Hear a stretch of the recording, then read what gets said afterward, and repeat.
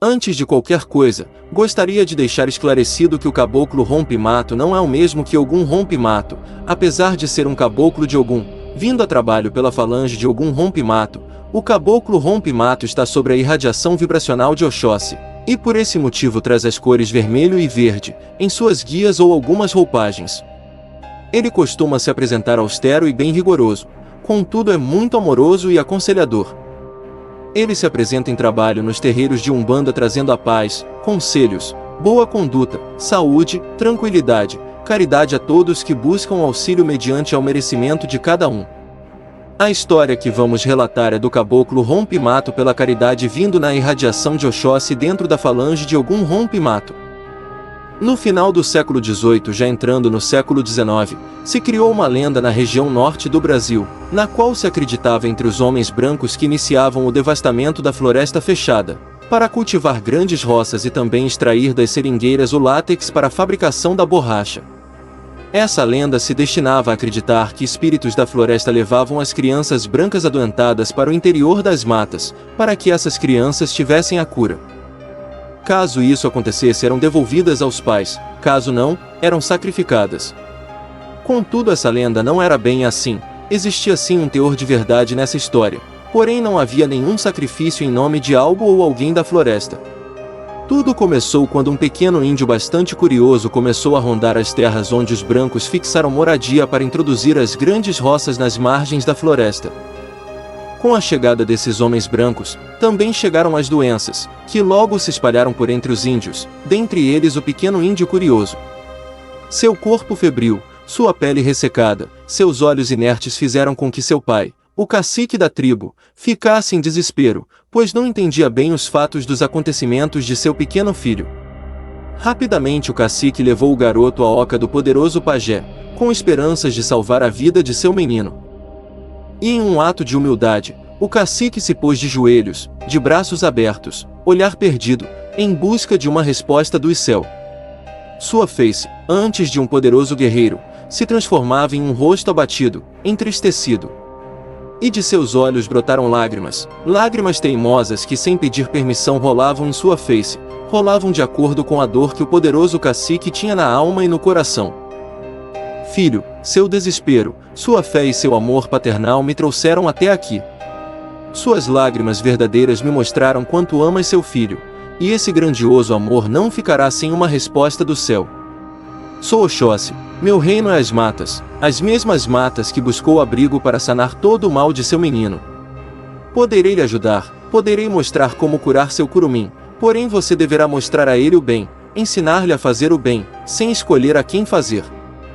Se ensinar-lhe de forma correta, esse menino será a luz da floresta escura. Se não o ensinar de maneira correta, ele se perderá na escuridão e nos braços da morte eterna. Dizendo isso, a imagem de Oxóssi estende a mão ao cacique, que deixa o corpo do menino sobre as folhagens estendidas ao chão. Se levanta, e segue o pai das matas para o interior da mata. Lá o poderoso médico das florestas mostra algumas ervas e raízes que deverão serem levadas para fazer a maceração, e assim fazerem o remédio para a cura, não só do pequeno curumim, mas de todos que passavam pelo mesmo mal. O pajé retorna, se surpreende ao ver o curumim brincando pelas árvores gigantescas, e logo o cacique lhe conta o acontecido. Os três retornam para a aldeia, com uma grande quantidade das ervas, raízes e tudo mais indicado pelo senhor da floresta, fazem todo o trabalho aprendido, e todos que estavam com os males dos brancos se recuperam. O cacique faz o prometido, ensina a cada passo da cura a seu filho, que presta atenção a cada detalhe, aprendendo todos os passos, e já fazendo todo o tratamento sozinho. Os anos se passam, o curumim agora já é um belo e grande índio guerreiro. Ele que tem a responsabilidade de ir em busca das ervas e raízes indicadas por Oxóssi, a cada necessidade. Como todas essas ervas ficavam no interior extremamente fechado das florestas e matas, o índio passou a ser conhecido como rompe-mato, e assim se manteve em busca de cura, não só para aquela moléstia principal, mas para todas as moléstias que porventura aparecessem. Em um certo período, já na época do grande estouro do ciclo da borracha, uma grande quantidade de pessoas vinham da região nordeste do Brasil para a região norte em busca das seringueiras e do látex. Com isso, a disseminação de doenças se expandiram extremamente, não só entre os índios, mas também entre os brancos, principalmente nas crianças. Com a guerra da ganância dos seringueiros, os índios foram afastados, sendo expulsos, e obrigados a viverem no fundo da floresta, locais de matas muito fechadas, onde os seringueiros não se arriscavam em entrar. As doenças continuavam a matar as crianças, filhos de seringueiros. Sem piedade, dezenas delas eram tomadas pelos braços malignos da morte, sem que ninguém pudesse fazer nada. Certa noite, longe da aldeia, bem próximo da região tomada pelos homens brancos, o índio Rompe-Mato observa uma mulher, com uma criança no colo. Essa mulher chorava desesperadamente, pois sua filha estava à beira da morte. Uma menina de uns 3 a 4 anos, inerte, febril, sem chances de vencer a guerra contra a moléstia, se encontrava envolvida em um pano branco, demonstrando que já a preparavam para seu sepultamento, logo após o desencarne. A mulher chorava, solitária, frágil, desolada. Cansada de tanto sofrimento, a mulher adormece, sem notar que estava sendo observada pelo índio Rompe-Mato. Esse foi até ela, com seus passos leves, sua agilidade e sua vontade de poder curar aquela criança, e numa ação rápida pegou a menina e a levou para o interior mais inacessível da mata. E lá, com a ajuda das ervas e raízes de Pai Oxóssi, curou a menina de sua moléstia. Ao acordar e não ver a menina, a mulher, que antes desesperada, fica enlouquecida, sai gritando em busca de ajuda, para que trouxessem a sua filha de volta. Alguns seringueiros, armados com seus facões, saíram em busca da menina, porém sem o menor resultado positivo. Ao retornarem às suas choupanas, a conversa virou apenas um só tema: espíritos da floresta levaram a menina. Enquanto os seringueiros debatiam o fato, o índio Rompe-Mato, aproveitando a oportunidade, leva a menina curada de volta, deixando-a muito próxima da choupana de sua mãe, que logo encontra a criança.